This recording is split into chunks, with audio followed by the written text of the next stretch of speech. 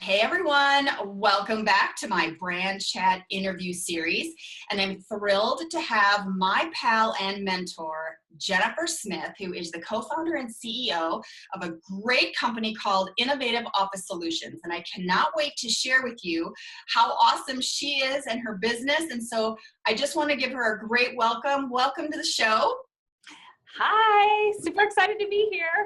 I'm so excited that you're here, and I'm so excited that I'm wearing full branded garb right now. I love that you're in. I'm in. That's right, everybody. I'm in. Jennifer is a force to be reckoned with, and I just want to share with people who you are for those who don't or maybe haven't done the research on you. But you started a company that originally started out as an office supply and furniture company. Mm-hmm. And then over time, it grew into something quite a bit more extensive. Do you want to share with people how it evolved and what it turned into? Oh, absolutely. Yes, Innovative Office Solutions started 16 years ago, and we primarily started with office products and we call it transactional furniture. So desk, chair, file type of a scenario. And our industry has gone through dramatic changes just in the last 15 years. And we've had to reinvent ourselves to stay relevant for our consumers. And we really now are all about workplace productivity and anything that you would find in a workplace. And it doesn't matter where that workplace is. We pretty much either have a solution or a product that would aid you in workplace productivity. And that's what our company is today. That's great. And you have been, or your company has been recognized as one of the 100 best companies to work for by Minnesota Business Journal. And what's significant about that is you've been given that award every single year they've had it. Yes, yeah, we're really excited. It's my very favorite award. When you're a growing company, you do get on a lot of these lists and you get recognized for that, which is fantastic. But that is my very favorite award. So we by Minnesota Business Magazine 6 years in a row. And when you're growing a company, it's really important to stay true to your culture. And it gets harder as you grow and you grow bigger and you have to change processes. So to get that award every year when you're growing so fast, it just means the world to our entire company. Oh my gosh, I can only imagine. I think that it's just exciting, and I love to see it come out every year and you're featured, and I just am so excited for you. And part of my enthusiasm and excitement, just so that I can share with our listeners and our viewers and my students, is that your first of all, let's just share how we met. Sure. So I met with a gal by the name of Myrna, who just through a coffee visit picked my brain. And even though I run a little boutique agency, somehow she got out of me that I created Bye Bye Monster, which is a children's educational product. And for those, I don't really share this story, so I wanted to show it to give people context, right? So it's this. Oh, perfect. Right? So it's this. Okay. And when I was chatting with her, she says, oh my gosh, stop talking. I'm going to put you in front of my owner's circle. And I'm like, oh, I don't even know what in the world she's talking about. And sure enough, she gets me into a conference room. You're there. Yeah. And the BWC, right? It was WPO. Myrna's got two groups, but yes, she's a wonderful connector of women. So we were, a bunch of us from WPO were in that conference room that day. WPO, right. So that's, and it's like an owner circle. So it's all women, it's the Women's Presidents Organization. So all women who run companies. Got it. Okay, so you were there, and I found myself presenting in front of this group of powerhouse women in the Twin Cities. Super intimidating in a lot of ways, just simply because there's a lot of power in the room, which I was thrilled to be there. But of everyone in the room, you really stuck out. And you know how sometimes when you just run into someone, you just have some type of a connection and you just know that you'll be lifelong friends? I just felt that connection with you. And afterwards, you were so kind to not only give me very applicable advice to that product, but also as one of my mentors and people that I look to for advice in growing my boutique agency. And so that's kind of how we've been connected, Right. It's been several years now too. So it's fun to look back at that first meeting.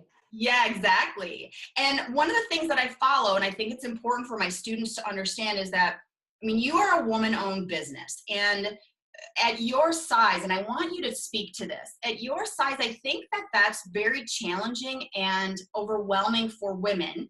I know that we're fighting for our fair share, and you see all these articles on, equal wage, and a lot of women are leaving corporate to start their own businesses and to try and reach a level of success that you have achieved. I think is intimidating. So can you speak at all to how it's been being a woman-owned business, and anything that you can share with my students about the growing pains of that? Well, I don't know if I would equate a growing pain to being a woman-owned business. I mean, it's applicable to any business that's starting out, but we weren't certified woman-owned business until several years later when a client actually asked for the certification. Okay. We were always a woman-owned business, but I didn't take advantage of that status. I think for maybe 3 or 4 years into our existence, and it's just a differentiator when being local, being woman-owned.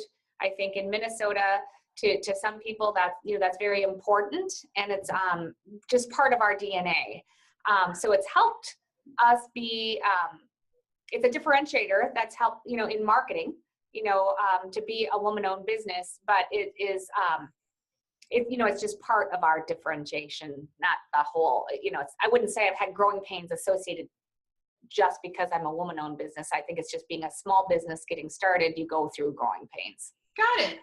Well, and that's really great to hear, because I know that for a lot of women that I've spoken to, they're intimidated by viewing their business like a corporate organization would. And I think that in some ways it's very similar, right? I mean, you have to do very specific things in order to grow a business, unless it's a hobby, right? Would you not agree? Right.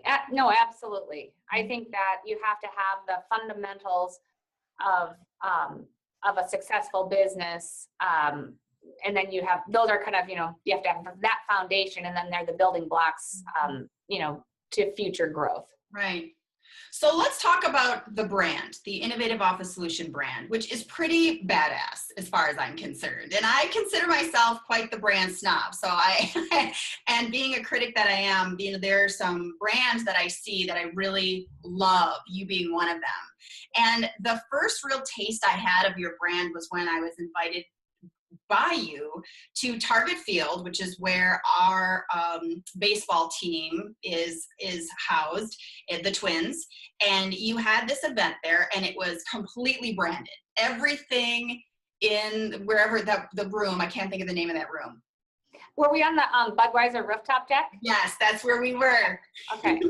Everything was branded. You walked in, everyone had t-shirts, you had swag, everything was branded. And I was so impressed that you and your staff gave so much attention to that kind of detail, and it has stuck with me all these years. Oh, interesting. Yes, I think it makes a really big impression. Just being proud of your brand, but also displaying it very cleverly. I mean, it was not over the top. It was very, very well done. Yeah, we just love our brand, so we love to show it off as much as we can, right? Well, let's talk about that. So how did you come up with the logo? So we didn't start with this logo. So this is a rebrand, the In Circle. We started in 2001, and we rebranded in about 2009.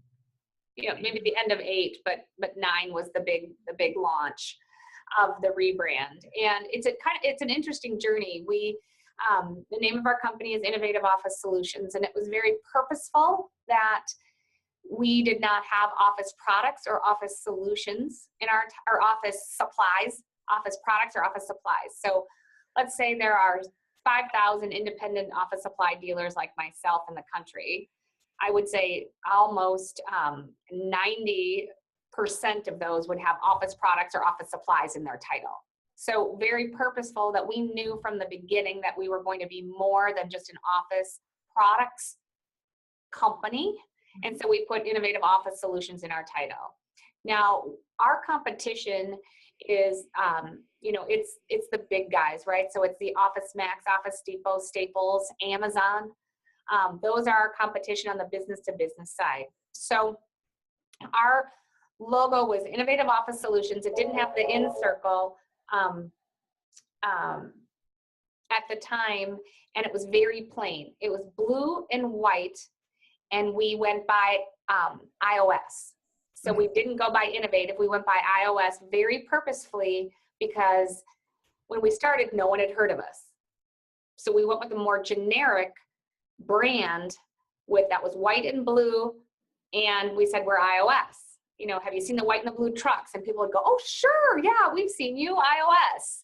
They probably really hadn't, but they were like, absolutely, we've heard of you. So the strategy up until the point was, to try to give some credibility before we had all the branding out there. Now, what I didn't think through is when we got big enough, Innovative Office Solutions, there are in Minnesota, over 200 companies with innovative and solutions in their title. Okay, so now we didn't want to be like everybody else, right?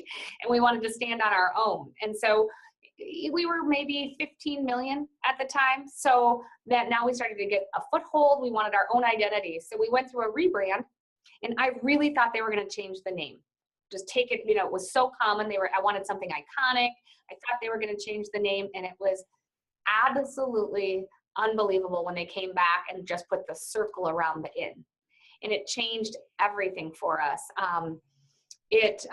So our brand isn't just a logo, right? It's your whole reputation. And our whole selling process actually changed from about a 5-step process down to 2, just by simply saying at the end of our prospect meetings, are you in? Which fit our culture perfectly. We're not a hard sell company, just for an example, but it changed everything about us when we did that rebrand. And I had gotten kind of a grant to help with the branding back then. And I promised that person that if you give me access to this company to help me rebrand, I will brand everything. And I will own it, I will love it, I will really use the brand, and that's part of that story. So we absolutely love our brand, and we show it proudly everywhere we can. Well, that's a great story. I think that I've often been curious how it is that you came up with such an edgy, innovative look. It's a bit of a departure of what's expected in your space. Right. And I think that it served you well, because it does really make you look like you're cutting edge. Yep. And it's been great. So we've had a great time with it. That is awesome. Okay. So, your brand's point of view, you mentioned a little bit, are you in? That the sales process is, are you in? How did you, was that all part of your rebrand, coming up with that messaging that supports that? Absolutely. I mean, and it not only was external facing, but it also is a point in our company's history that internally we needed to understand our brand and who we were. So, for example, Are You In is external facing, but internal facing at that same time, we were all in, right? So we about doubled the size of our employees in around 2009, right when we rebranded. So we had a bunch of people who started the company and a whole bunch of people who came in, and we kind of, rebranded and said, we're all in together. We're all in with our vendors. We're all in with each other. So it was kind of twofold at that moment. And I think that's what makes it so powerful. And would you then agree to that your internal culture is so important, right, to the success of the business, and that just gave more, wind under the kite? Absolutely. 100%. So the brand is just so important, and It's all about, your brand and the relationships that you have, right? Internal and external, and that kind of equal your reputation. And all of those things kind of have to match. And that's when I think the magic happens. Oh, without question. And I see that every day. I see it every day. I see people, employees just light up when there's a succinct, very definitive point of view that they can be really proud of, and the dots connect for them, Mm-hmm. And it just makes, I think, everybody happy and a win-win. Right, exactly. So a lot of my students struggle with how to spread the word about their company. Can you share with us anything related to how you spread the word about Innovative Office Solutions, considering you are in a very competitive space? Yeah, one of our strategies, again, right off from the beginning is, we had no money to market, right? We had no marketing budget at all, and so it was all word of mouth when we started. And then we had an opportunity that landed in our lap to partner with the Minnesota Wild. Mm-hmm. And we didn't have much money to do a huge partnership with them, but we figured out a creative way to do business together.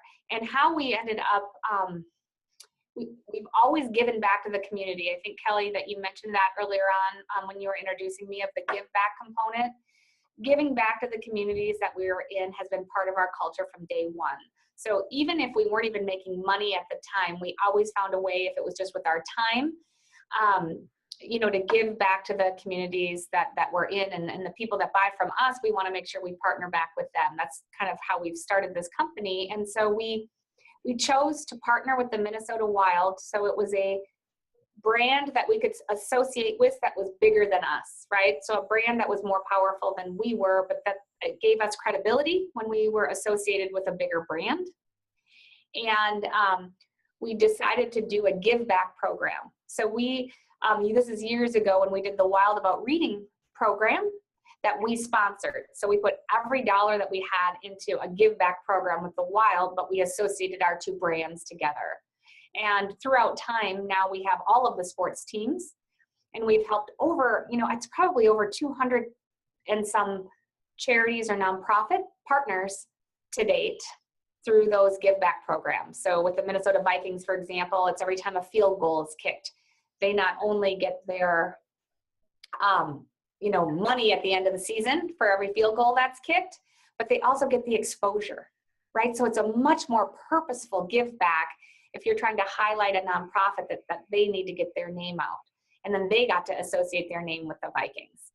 Just for an example, we have many different programs with how we give back, but that was a powerful way that we incorporated our brand with a bigger brand and gave back to the community in a very effective way. Oh my gosh, and that's so impressive, Jennifer, that you put so much emphasis on the give component. I mean, that means so much to so many people, and I want to encourage my listeners and viewers and students that they find a charity that they really believe in, that aligns with their values, and to try and to give. I just feel like it's such a big deal. And it's always, I think you said this before too, it's a win-win, right? I mean, you're doing something good. It's just a win-win situation when things like that happen.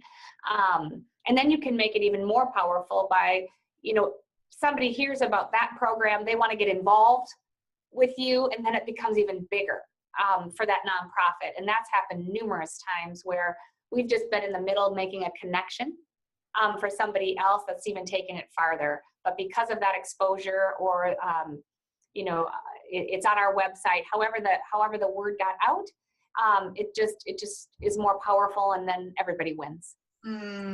That's amazing. It's so great. You had mentioned a little bit earlier who your competition was. My question to you is, in the early days, obviously, for my students who are very, very small, the competition, the big guys are kind of a threat.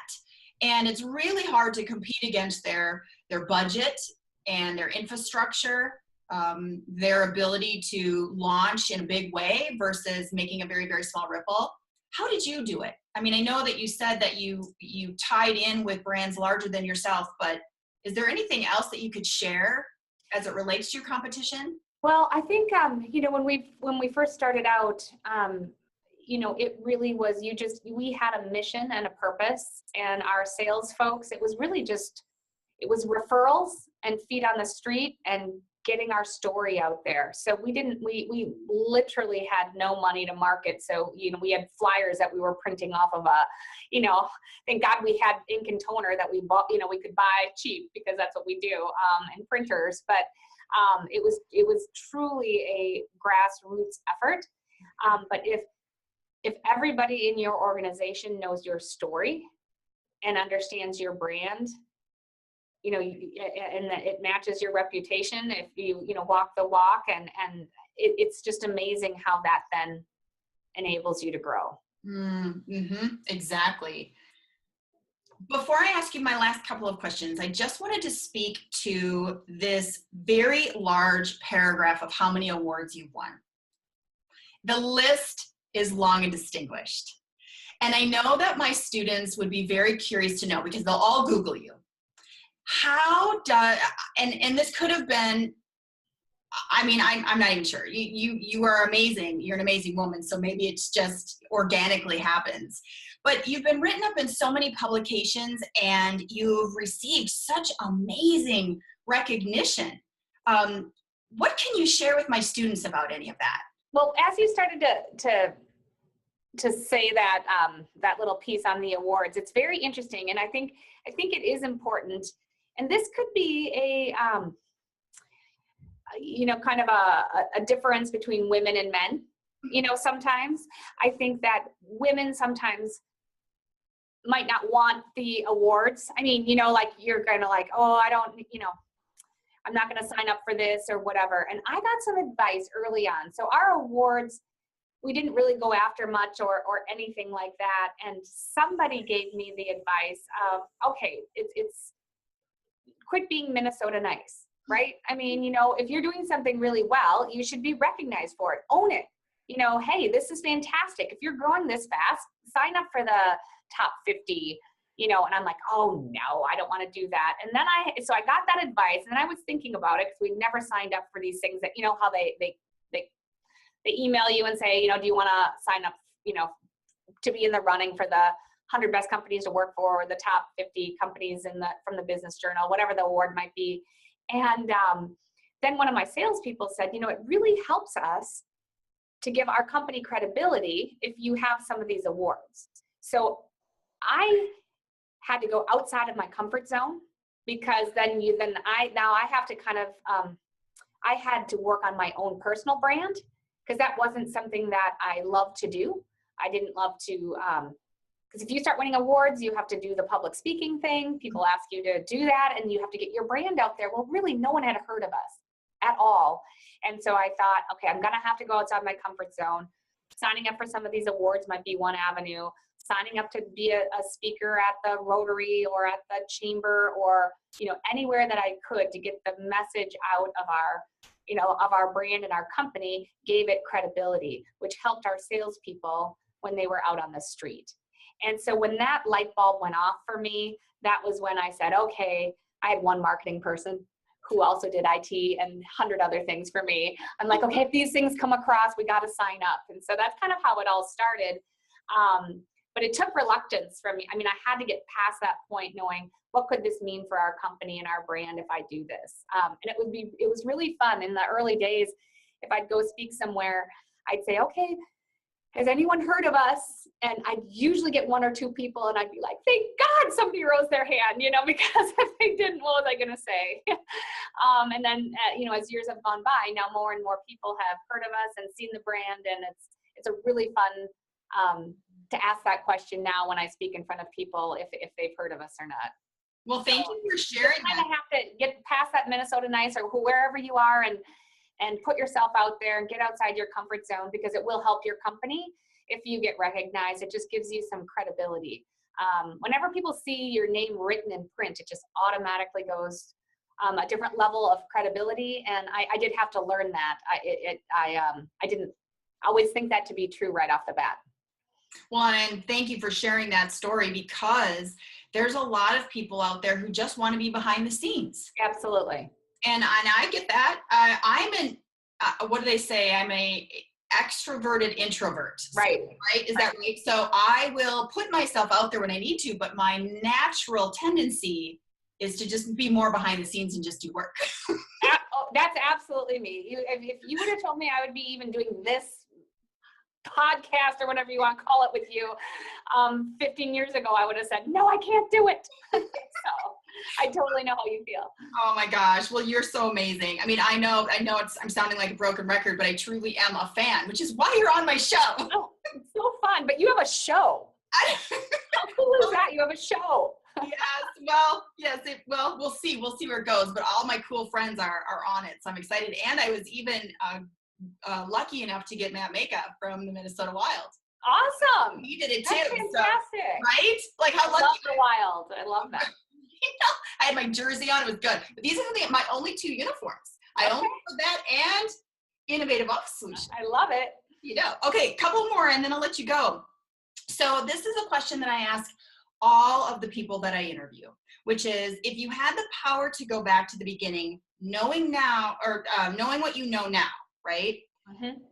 And you were to create your brand all over again, what would you do different, if anything? Well, you know what? This is it's an easier question for me because I had an office products company. I sold it and started this again. So I actually had that chance, right? I had the chance to say, what would I do if I had a clean slate and I could start from scratch? Mm-hmm. So I'm super happy of the journey that I've been on, and I wouldn't change anything in this company. So you would say you were living your passion? Absolutely. I think that people, if they know their purpose, right? If they know their purpose, I think your passion is going to show. And I think if that's at home or if that's at work, I think if you're living your passion, your purpose, it's going to show up if you're at work or if you're at home or if you're with your family, it's just going to show up. And I feel really strongly about that. And our whole purpose at Innovative is to inspire people to love what they do and who they do it with. Mm-hmm. Right? And that's all about being purposeful and being passionate and giving your all to whatever you're doing. And if we can help others create a fabulous collaborative workspace by freshening up their space and having them work together differently and produce better outputs. And, that's what it's all about. It's not selling paper clips and pencils and, it's so much more than that. And when people understand what their purpose is and how they're contributing, I think their passion shows up. And I think you're right. And I definitely see that in you because, when I first met you, you were involved in an ownership organization, right, of other like-minded women, and it just felt very give to me. It just felt as though, especially standing in front of all of you and very vulnerably showing some product, right, that nobody thinks their kid is ugly. They just don't. Right. And how do you know if you've got a relevant product when only 5% of them ever survive anyway? And right, and you're in front of this powerhouse group of women, and you guys were so kind and thoughtful, and then getting to know you and knowing where you invest your time, which is very precious, by the way, right? Like, you have a family, you run a business, but even the fact that you are, on the board for the Committee of 200. And I encourage everyone who's listening to Google Jennifer.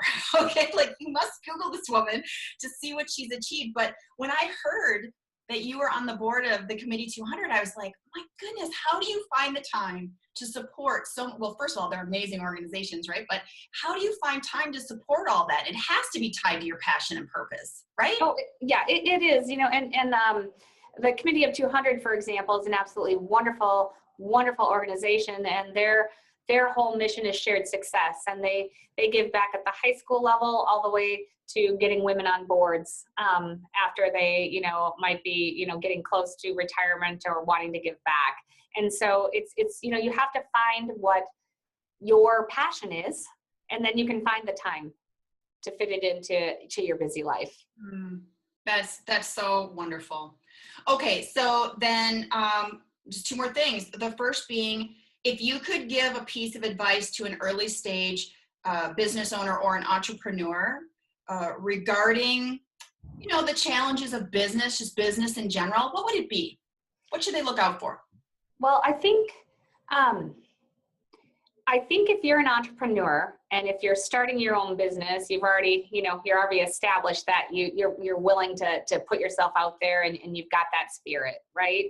I just think that it's really important never to lose that spirit, because I think entrepreneurs are it's just a given that you're a risk taker because you're already there. And I think you have to make sure that it's a calculated risk, but never be afraid to take that risk, right? And I think when some people stumble is when they've got these great ideas and they start shutting down their passion because they start going down the path of, oh, I can't do this.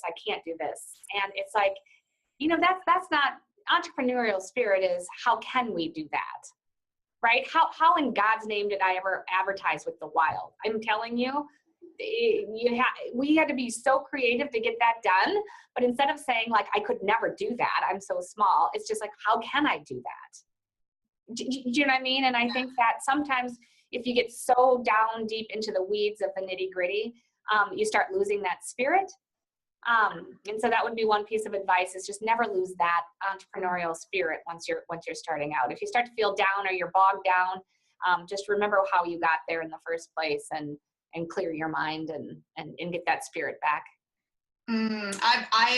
I think that's a beautiful piece of advice, and I've actually lived that personally, because a lot of people who know me or who follow me online, they think, gosh, Kelly, you're fearless. You're fearless, And I'm like, no, I have the panic attack on my office floor periodically too. We all do, right? It's kind of scary, but you're right. You have to persevere. And for me, one of the things that has been tried and true for me in my growth and being an entrepreneur is perseverance and also being decisive. Mm-hmm. I find that a lot of people question, right? Shouldn't I? And I think being decisive has served me well, but I think it's helpful in general. And I also think that you need to, as you're growing, you have to make sure that you surround yourself with people that can help you succeed. Because, I often say, I don't know what I don't know, right? And if you look at it that way and you surround yourself with people who have maybe done something that you haven't done, know how to scale, know how to market, whatever that is, don't be scared to let somebody in, because if you try to do it all yourself, you'll never grow. You just won't. You have to learn how to delegate and know that if you put your vision out there to people, don't be afraid to put your vision out there. And I think this is in a book by Chris McGough, The Primes. He kind of calls it like the Swiss cheese principle, where you put your vision out there and it might be like a piece of Swiss cheese. If you're courageous enough to throw it out when it's not complete, your people are going to complete it. And it's going to be more powerful than if it was just you by yourself. But so many people are scared, unless it's just perfect, to put it out there. So that would be another piece of advice is if you've got great people around you, make sure that they help you succeed. Great advice. Oh my gosh, that's amazing. Okay, last thing. What's next for Innovative Office Solutions? You know what? We're a culture of growth, and we are going into new markets and new territories. So just hang on. You never know what the next workplace productivity tool might be, but we're going to make sure that we have it and we bring it to you. So we're still growing. We absolutely love what we do. And thanks for letting me tell a little bit of my story today, Kelly. Really appreciate it. Well, Jennifer, thank you. I mean, honestly, the thank belongs to you, because I know how busy you are. And I know that every time I've reached out to you, you have said, what can I do to help? And I can't tell you how much that means to me. I mean, it really, really does. It does not go unnoticed, and I don't take it for granted. I really don't. So you giving me this time means a lot. You're very welcome. All right. Well, thank you so much. And please, I encourage everybody, Google this woman. Oh, God. Amazing. She is amazing. You'll be able to learn so much from her. Read some of the articles that she's been featured in. And for more information about Innovative Office Solutions, please go to innovativeos.com. Thanks, everyone, and I'll see you on the next Brand Chat interview. Want to learn more insider secrets on branding from the big name brands and learn how to make more money with your own brand? You'll find all of that and more inside my brand school. Just go to brandingformula.com and sign up.